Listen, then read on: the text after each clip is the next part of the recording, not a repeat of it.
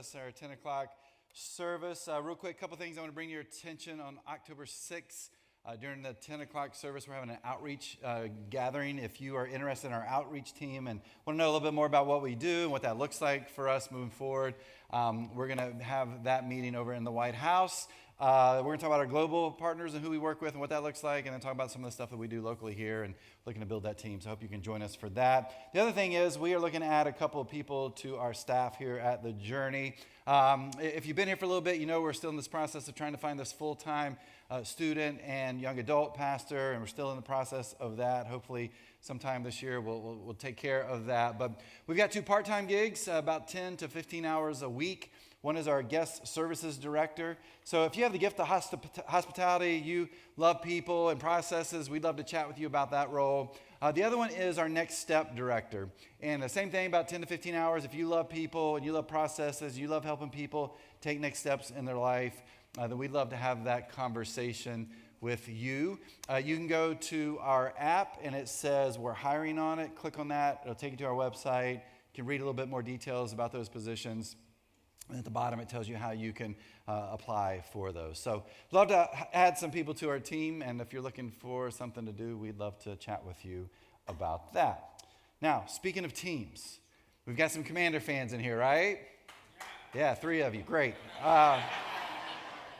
Congratulations to you. You're in first place in the NFC Least right now. Yeah? Probably hoping the world ends in the next 2 hours so you can stay perched there in that one spot, but congrats to you guys. And speaking of the world ending soon, presidential debates were a couple of weeks ago, right?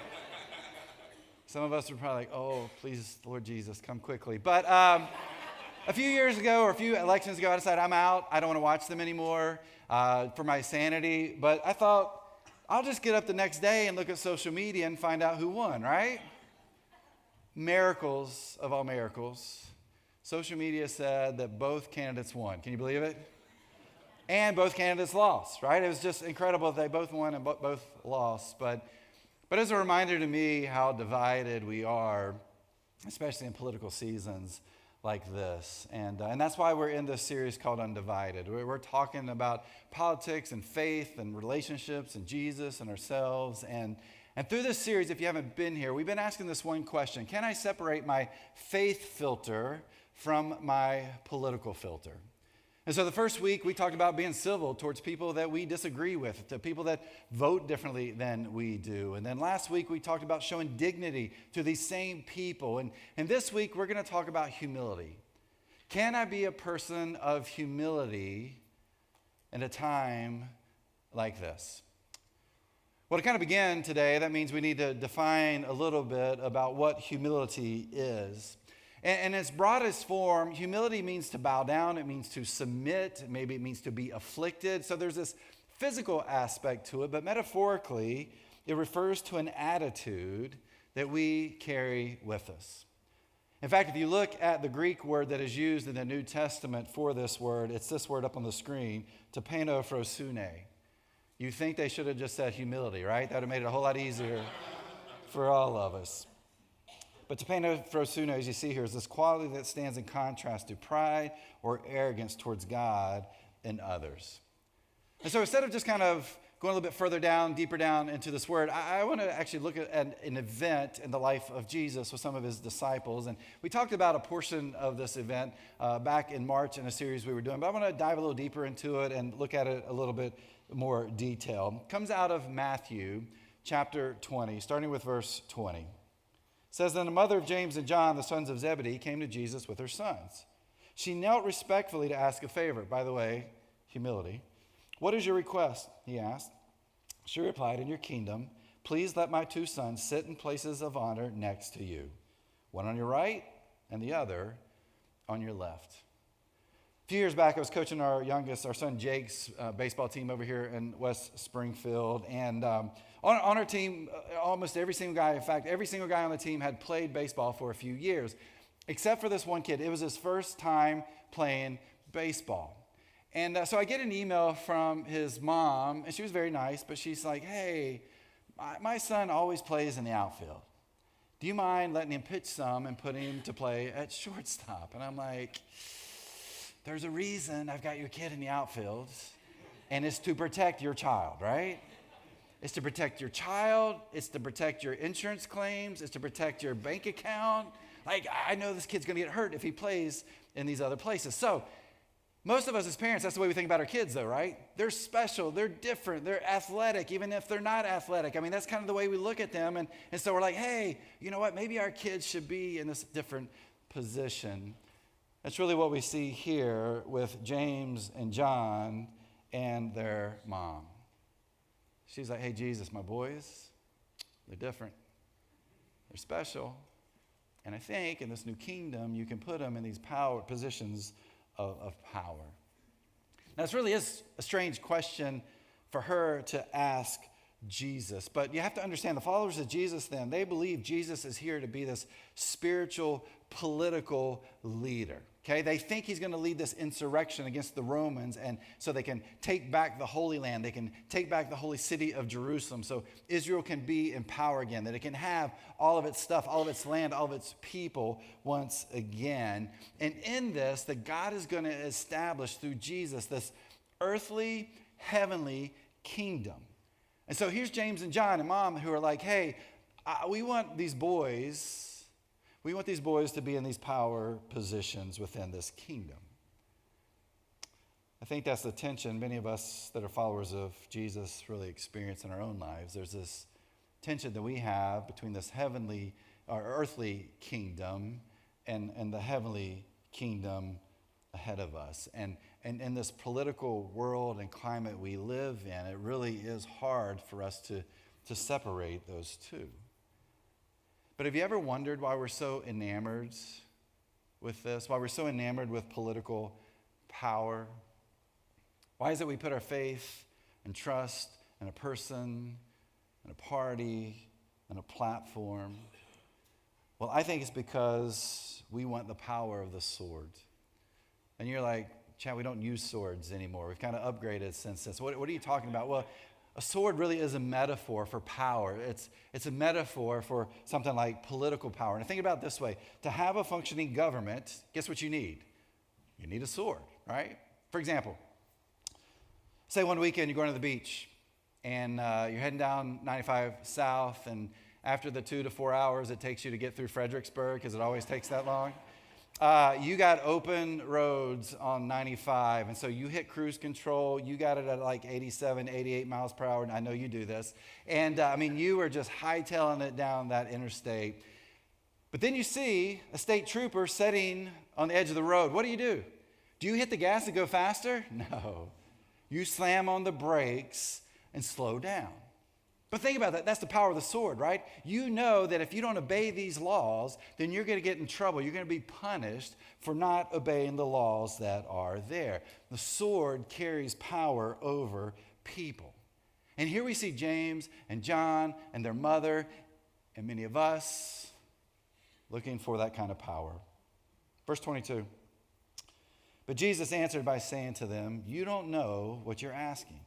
Are you able to drink from the bitter cup of suffering I'm about to drink? Oh, yes, they replied, we are able. Here's Jesus who's asking them a spiritual question, and their response, I read this, it's like, this is a political answer, right? Whatever it is, we can do it. Now, the funny part is they don't know what it is, right? They have no clue what Jesus is talking about here, but whatever it is, they are ready for it. Well, what is it? Look at verse 23. Jesus told them, you will indeed drink from my bitter cup, but I have no right to say who will sit on my right or my left. My Father has prepared those places for the ones he has chosen. A little background about James and John. They're part of this inner circle that Jesus has with a guy named Peter. We talked about Peter last week. James and John are the first disciples that are chosen. More than likely, they actually knew Jesus before Jesus asked them to follow him. And so they're really connected to who Jesus is. And so that's why they've spent these 3 years plus in their life with Jesus. Jesus says to them, like, hey, you know what? You are correct in answering that way. You're going to experience it. But this it that they're going to experience, it's not about a position of power. It's not about power in politics in this new kingdom. This it they experience is something very different. James ends up being the first disciple that is martyred. He is beheaded by King Herod, which, of course, would have taken the sword, right? Now, John we look at, and John gets to live a full life. We're like, man, that's great. John actually made it through. This is wonderful. But if you know much about him, his faith was tested many times, and he had a very, very hard and rough life. And so Jesus is looking at these two guys in this moment, and he says, you will experience it, but it's not going to be the kind of it that you think. It's not going to be the kind of power that you're hoping for. Verse 24, when the 10 other disciples heard what James and John had asked, they were indignant. This conversation that happens with Jesus, with these disciples and the mom, it gets back to the other disciples. Guess what? They're not happy. They're angry. As it says here, they are indignant. Now, why would they react this way? Well, more than likely, guess what question? They were hoping to ask Jesus at some point in time, hey, Jesus, we would like positions of power in this kingdom that you are establishing. Which would make sense. Because think about this. The Jewish people have been oppressed their whole lives.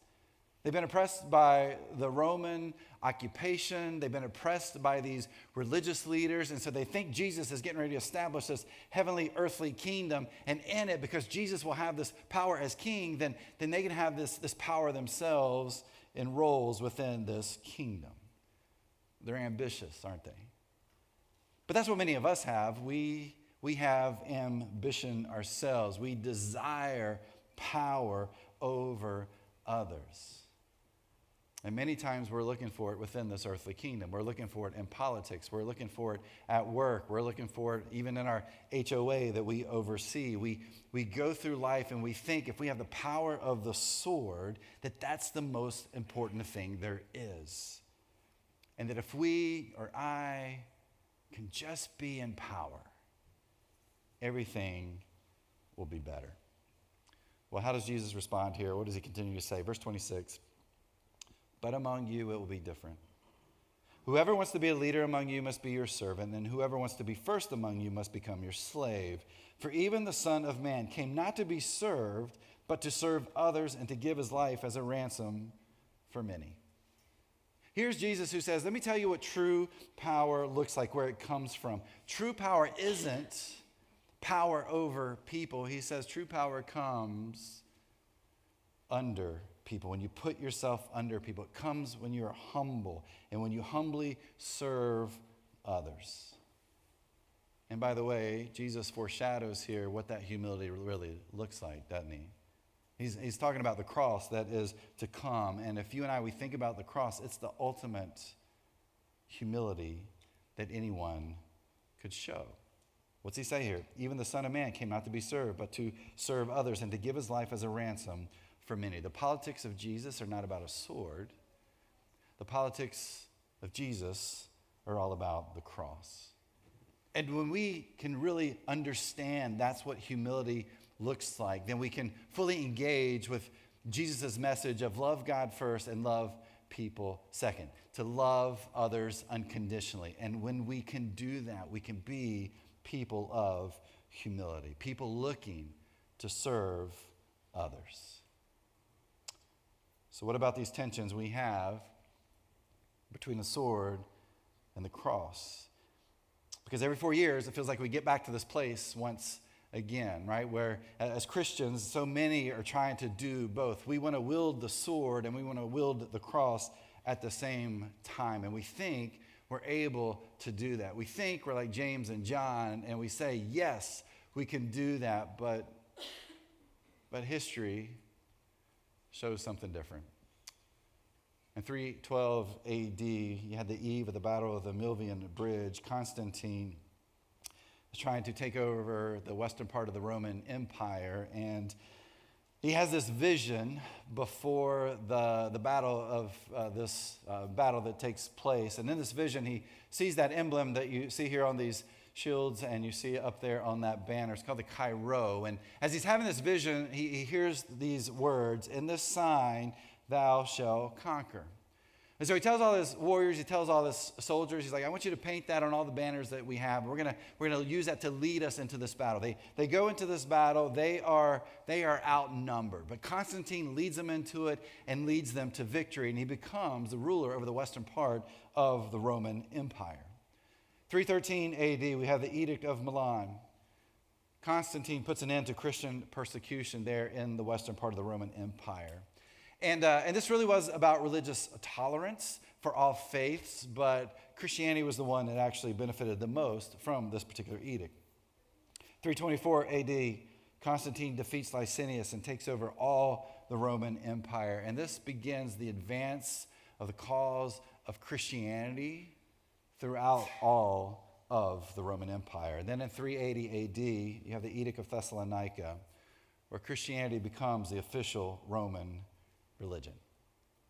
I want you to think about those times and dates for just a moment. In less than 400 years, okay, Christianity goes from some fledgling mystical cult from the backwoods of Israel, as it was thought of at that time, to having almost the exact same power as the Roman Empire. Historian Justo Gonzalez, in the story of Christianity, said it this way.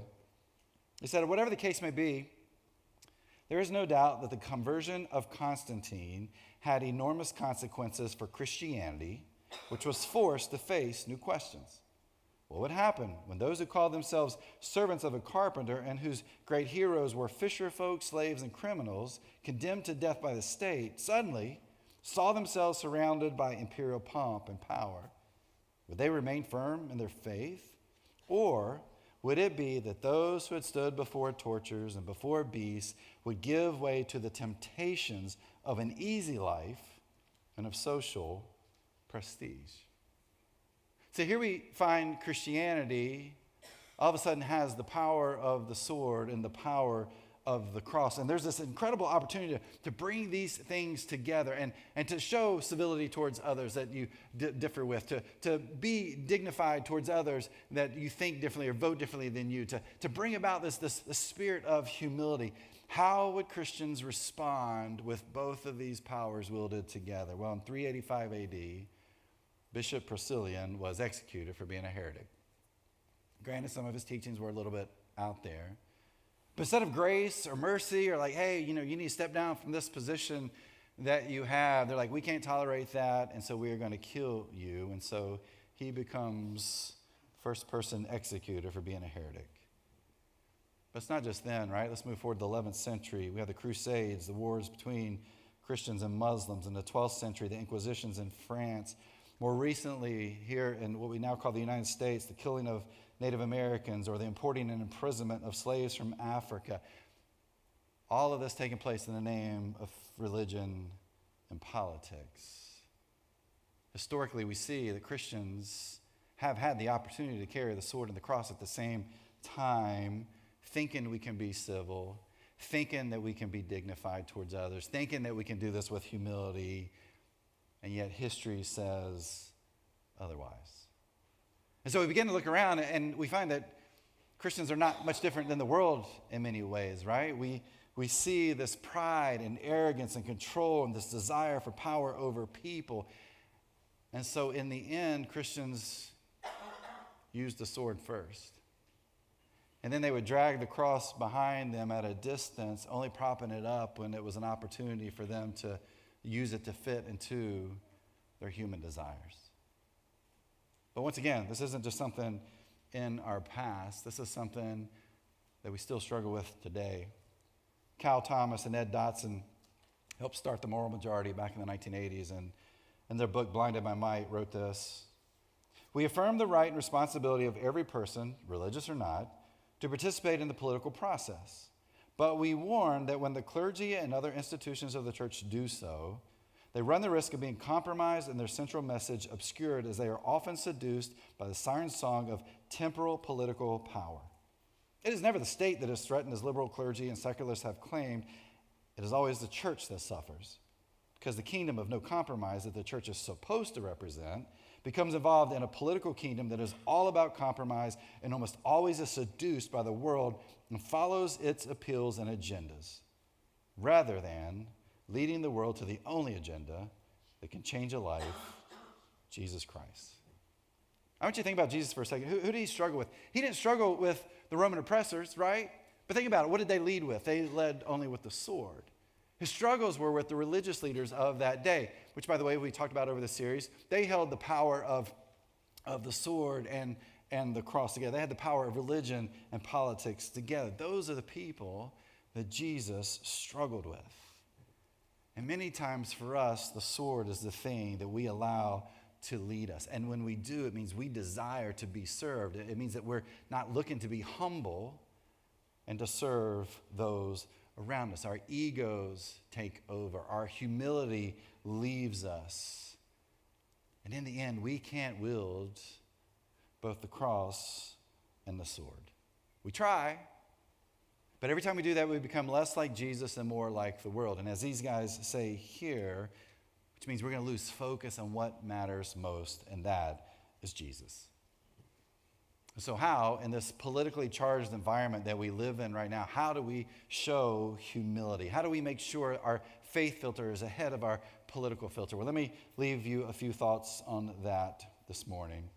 The first thing I would say is we have to answer the question, am I choosing the sword or the cross? It's a pretty easy test for you to figure this out. Ask yourself, who are you having conversations with? And what do those conversations look like? What are the text messages like that you send, the emails that you send and respond to? What does this look like for you in your life? What are you experiencing in your interactions with other people around you? Especially those that may be a little different than you in the way they think and the things they believe and the way they vote. Because pretty quickly you're going to find out whether you are connected to the sword or to the power of the cross. Because here's the deal, in the end you've got to choose one. You can't say, I'm going to do both. You have to choose the sword or you have to choose the cross. Which one's most important to you? Now, let me reiterate what we've been talking about in this series, though. Yes, as a follower of Jesus, you can be political. Yes, you can be a part of a party. Yes, you can believe in a platform. But my question is, in doing so, are we allowing the cross to lead us? Or are we allowing the sword? Because we have to choose. But in choosing, if we choose the sword, it will lessen your influence when it comes to Jesus. Like we're well aware of anger and hate and actions and reactions that we are seeing all around us right now in this political cycle. And it's very easy for us to get caught up in the middle of this ourselves. But one of the things I would ask is, who are the people that you are spending time with? Who are the people that are around you? Who are the people that you are having these conversations with in your life? Because research shows we really like to be around people who think like us, who act like us, who believe like us, and by the way, who vote like us. In the 2016 presidential election, out of a little over 3,100 counties in the United States, only 303 of those counties had single-digit margins when it came to voting between the candidates. In 2020 presidential election, out of these same 3,100 counties in America, only 323 were decided by single-digit margins. That means we live around, we hang out with people who are just like us.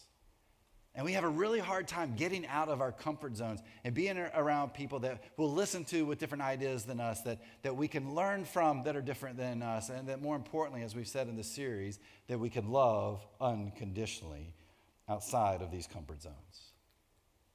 Because if we're a follower of Jesus, we are called to influence others for Jesus. But too often, when we choose the sword over the cross, we end up alienating ourselves from others, and we lose that ability to influence them in Christ-like ways. But there's another thing we can do, or a better way. If you choose the cross, it will make you humble. If you choose the cross, it will make you humble. When Jesus is our focus, our Savior is not a candidate, our beliefs are not a platform, our hope is not found in some party. But everything about us, right? The way we act, the way that we, things that we say, how we respond, if we are focused on Jesus and the cross is going before us, then we will be humble people. Now let me add this in here too. I know here at The Journey in the past, and even now, we have political representatives that attend here and political appointees, party leaders or organizational leaders in politics. And again, I want to say, if that's you, we're not telling you to get out of your job, okay? Quit your job, move on, don't be political. We need followers of Jesus helping to shape our political world. We need followers of Jesus in places of political influence. But we also need people that are in these roles who are focused on the cross first, that are putting their faith filter ahead of their political filter. And one of the best ways we can do that is make sure we are people of humility.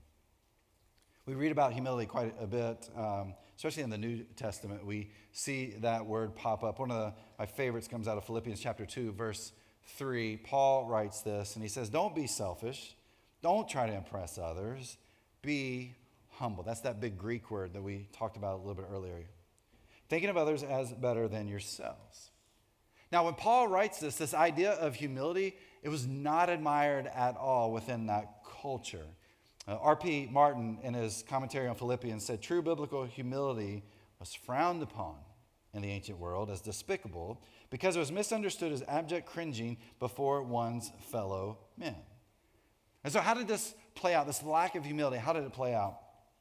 Rodney Stark, in his book, The Rise of Christianity, said it this way. He said, the Greco-Roman world's religious views were open and seemingly tolerant. Everyone had his or own God. The practices of the culture were quite brutal, however. See, in that culture, in that context, at that time, there was this lack of humility and serving others. In fact, the poor, they were despised.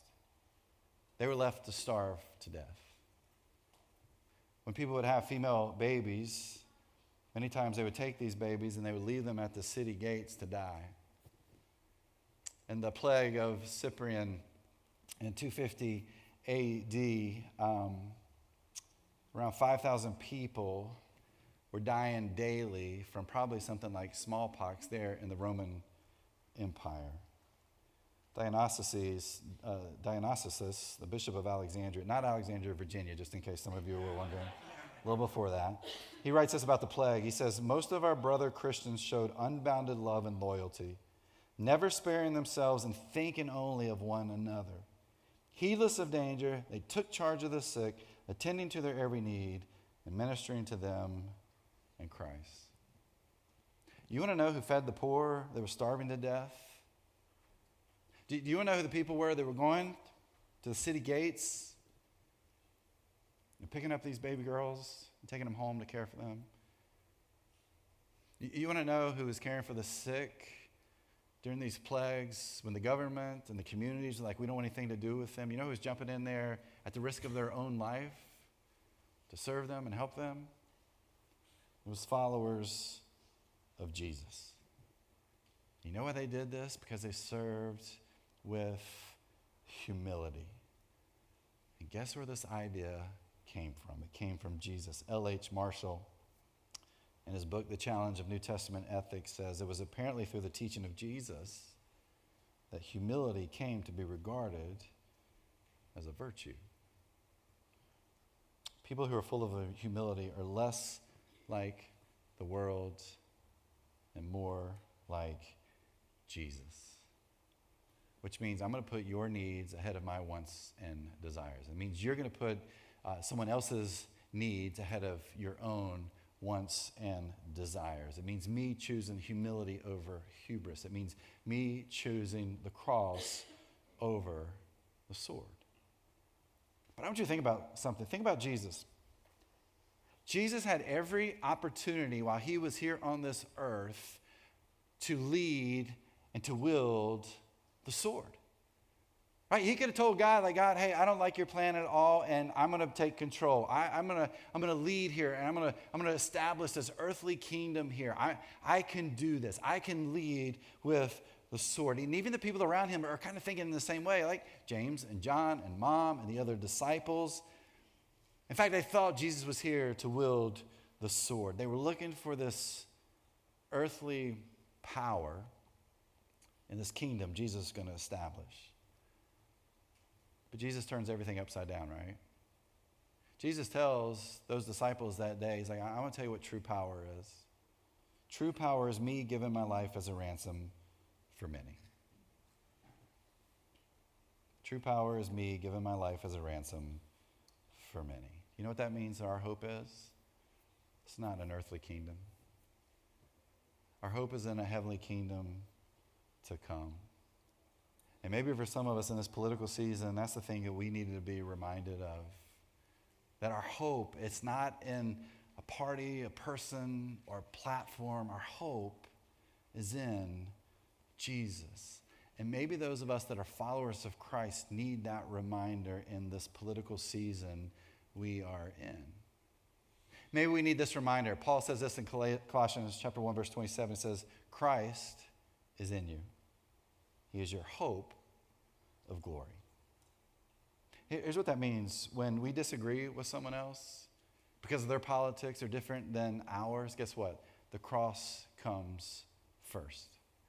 Would you think your party, your platform, your people, your candidate is right? Hey, guess what? The cross comes first. If your party wins this election, the cross comes first. If your party loses this election, the cross comes first.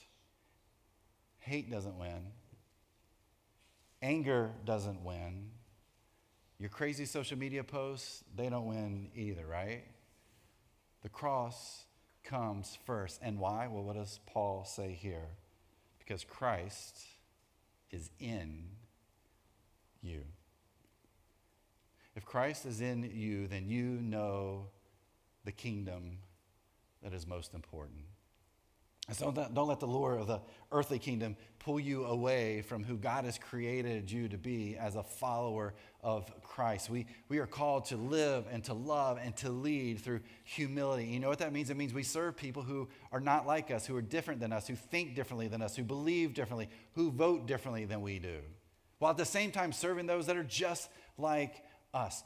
And if we have this heart of humility, if we have this characteristic of humility, if we understand Jesus' words there to those disciples on that day, and we live that kind of life out, yeah, we can still be political. But in the end, we know that's not the kingdom to come. The kingdom to come is one full of glory and hope. And that's a hope as a follower of Christ that you have, that I have. And we're called to use that hope to influence the world that we live in. Not to be led by the sword, but to be led by the cross.